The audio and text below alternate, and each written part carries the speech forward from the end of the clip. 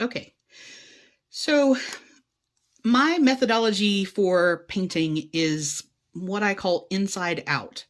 Because if I get paint in the wrong place, it's easier for me to remove that from a raised surface than to try and fix something underneath. So I will start with something like on these guys. I'm going to start with the skull so that if I got paint on here, I could go back over that with white easier than I could get back up under here.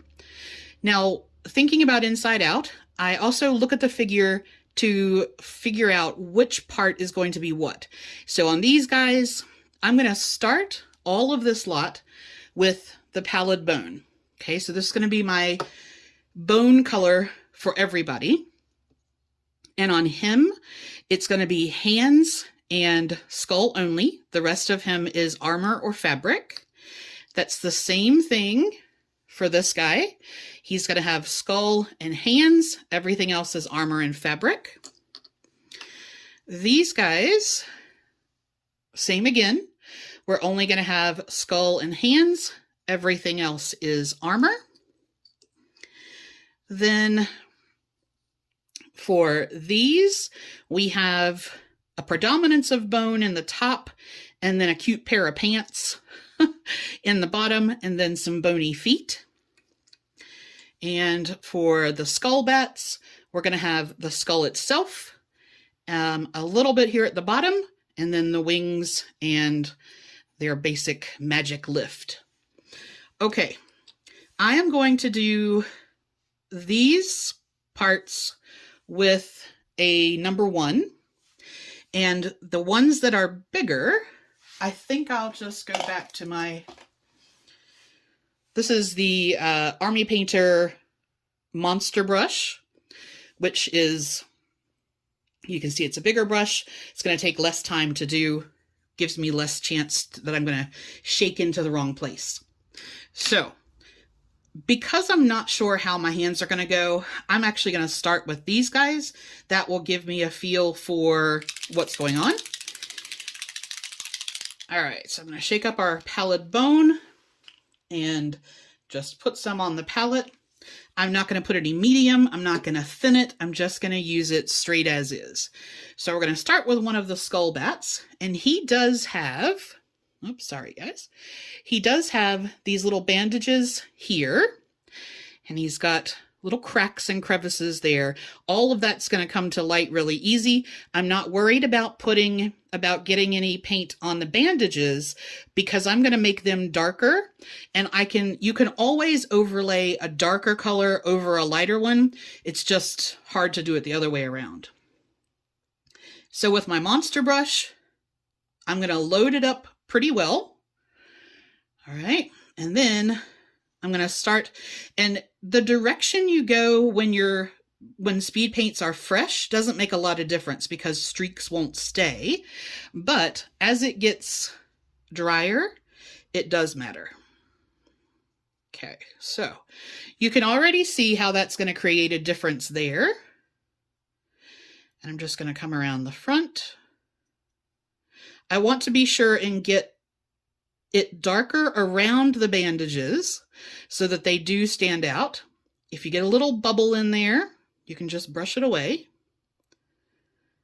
I'm going to try not to get any in the eye sockets themselves, but if I did, because I know that the sockets are going to be black, again, I'll be going in with a darker color, so I'm not worried. I was trying to hold it where you could see it, but I can't watch the camera and this.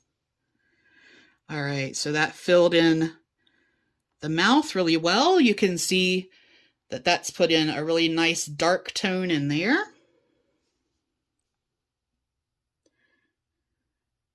I'm going to go slightly darker underneath because that area would be in the shadow. I'm going to use that same color to just fill in the nose gap as well. And then on the back, I need to come around.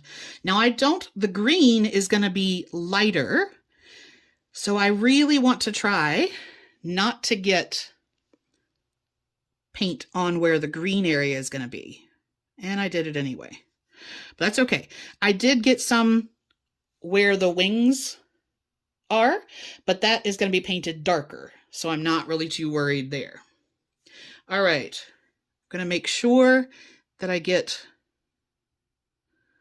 this little area here. Like I said, the inside is going to be black, so I'm not worried about getting a coloration in there. That's just going to shade it, but I do want to make sure the inside of the bone is covered.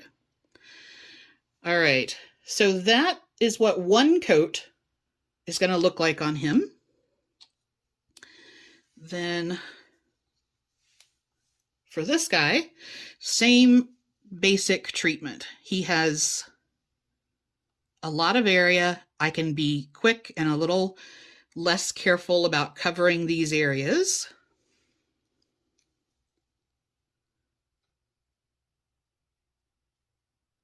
And you can see that just finds the cracks and crevices.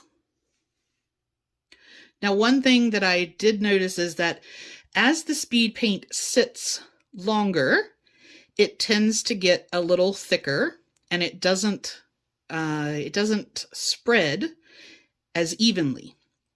So I've tried very hard to not start a figure or not start part of a figure that I couldn't finish with the same speed paint on the palette, because sometimes when I go to put the new paint on here, it might be a slightly different consistency.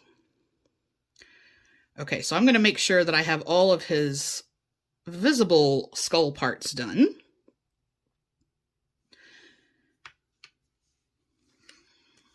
And then we'll just put some more on there before I get started. Okay, I'm going to finish these 4, and then I'll come back when I change brushes, and I'll show you a little bit on the guys in armor.